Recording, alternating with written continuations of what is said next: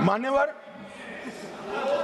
मैं आज इस बहस को देख रहे भारत के युवाओं के लिए नक्सलवाद की टाइमलाइन भी बताना चाहता हूं। मान्यवर, 1970 के दशक में नक्सलवाद की शुरुआत नक्सलबाड़ी से हुई, बंगाल से हुई। 1971 के एक ही वर्ष में 3620 हिंसा की घटनाएं वहां पर हुई। 80 का दशक आते आते पीपल्स वॉर ग्रुप बन गया और फिर ये महाराष्ट्र, मध्य प्रदेश, ओडिशा, मध्य प्रदेश जब मैं बोलता हूं तो पुराना मध्य प्रदेश, छत्तीसगढ़ और मध्य प्रदेश, ये 3 राज्यों में फैले। 90 के दशक में दुनिया भर में जैसे वामपंथी विचारधारा सिकुड़ती गई, यहां पर भी उग्रवादी गुटों में और वामपंथी पार्टियों में विलय शुरू हुआ और 2004 में 2 प्रमुख गुट मिल गए, सीपीआई माओवादी का गठन किया। इस 70 से 2004 ये पूरा कालखंड में मान्यवर 4 साल छोड़कर पूरा समय कांग्रेस पार्टी का शासन रहा है। ये उनको याद रखना चाहिए। कब माओवादी विचारधारा फैली, पनपी, एकत्रित हुई, वो आपको याद रखना चाहिए। और मान्यवर 70 को भी मैं याद करना, अभी एक माननीय सदस्य जी ने बताया कि 70 में क्या हुआ था। 70 में एक नारा लगा था, आत्मा की आवाज पर मतदान का, अंतरात्मा की आवाज पर इंदिरा जी ने लगाया और संजीव रेड्डी के खिलाफ अपना एक प्रत्याशी उतारा। उस वक्त आधार तराश रहे माओवादी पार्टियों ने इंदिरा जी को समर्थन किया और अपने पार्टी में अपना वर्चस्व प्रस्थापित करने के लिए श्रीमती गांधी ने लपक लिया वो समर्थन को और 70 से लेकर जब तक 77 तक 80 तक इंदिरा जी वापिस नहीं आई, वो माओवादी विचारधारा की गिरफ्त में रही। मान्यवर, मैं आज ये नक्सलवाद मूल कहां से आया, परंतु हमारे देश के लिए वो किसी भी प्रकार से ऐसी स्थिति ही नहीं थी कि जहां इस प्रकार के साम्यवादी विचारधारा, लेफ्टिस्ट विचारधारा का पनपना हो पाए। मान्यवर, मैं 1905 से 1924 रूस में साम्यवादियों ने क्रांति करी। 1914 के युद्ध में रूस की आर्थिक हालत बहुत बिगड़ गई और वहां पर भूख, महंगाई, अव्यवस्था और 1905 में खूनी रविवार की घटना ने जनता का विश्वास शासन के प्रति तोड़ दिया और उसने 17 की क्रांति की नींव तैयार की। और मान्यवर, मजबूर होकर निकोलस द्वितीय ने गादी छोड़ दी। वहां पर एक वैक्यूम खड़ा हुआ और वैक्यूम को भरने के लिए वहां पर लेनिन की अध्यक्षता में साम्यवादी सरकार आई। इसी तरह से चीन में एक अव्यवस्था खड़ी हुई।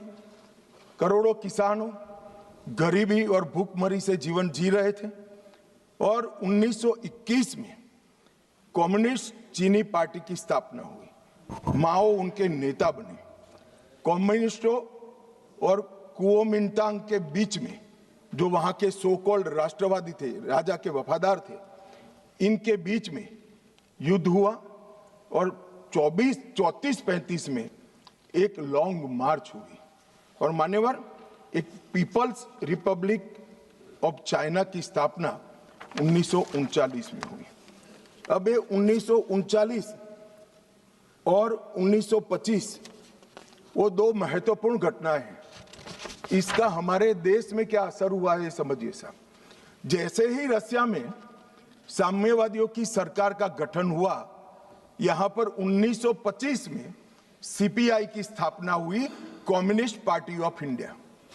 अब ये जो समर्थक है उनको मैं पूछना चाहता हूं, रसिया में कम्युनिस्टों की सरकार बनी उसी वक्त यहां सीपीआई बना, सीपीआई की स्थापना हुई, इसके बीच में कोई रिलेशनशिप है क्या? ये सोचने की बात है।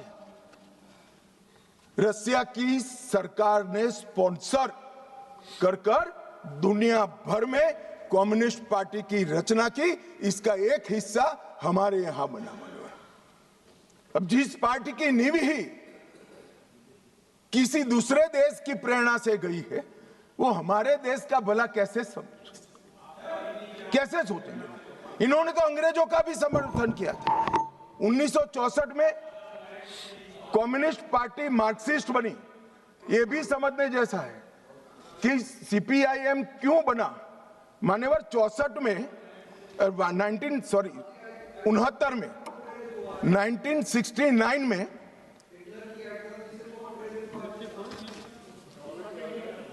हो गया। बोलू यार, मुझे उकसाओ मत, आज मैं तय कर आया हूं, पूरी बात बताऊंगा। मान्यवर 1964 में सीपीआईएम बना। यह भी समझना पड़ेगा कि सीपीआई थी, फिर सीपीआईएम क्यों बनी। मान्यवर 1964 में सोवियत रशिया और चीन के बीच में झगड़ा हुआ, तो दोनों साम्यवादी राष्ट्र के अंदर अलग अलग विचारधारा की साम्यवादी सरकारें आई। जैसे अलग अलग विचारधारा की आई, तो यहां पर चीन की भी एक समर्थित पार्टी सीपीआई मार्क्सिस्ट खोल दी, जो अभी बोल रहे थे, अपने अमराराम जी बोल रहे थे।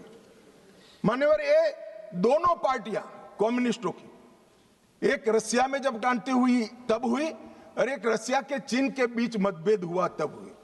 इसके बाद 69 में संसदीय राजनीति का विरोध करने के लिए, मेरी बात ध्यान से सभी लोग सुने, आपके माध्यम से मैं देश को भी कहना चाहता हूं।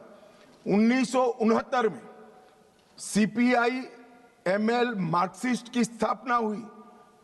इसका उद्देश्य कोई विकास का वैक्यूम बनना नहीं था, कोई अधिकारों की रक्षा नहीं था।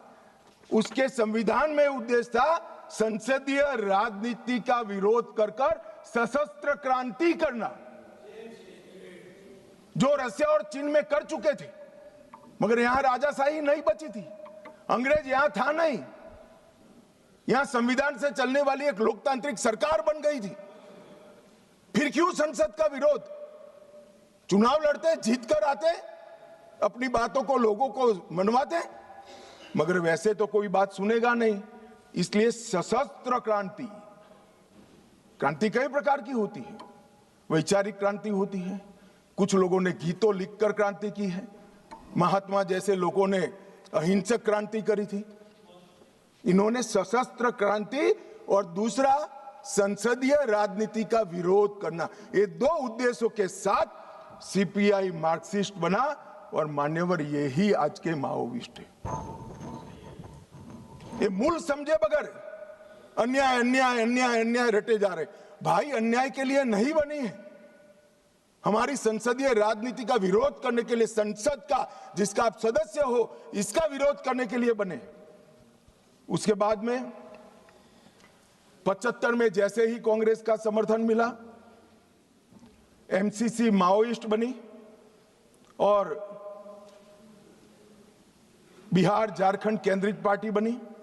फिर पीडब्ल्यूजी 80 में बना, वो आंध्र केंद्रित बना।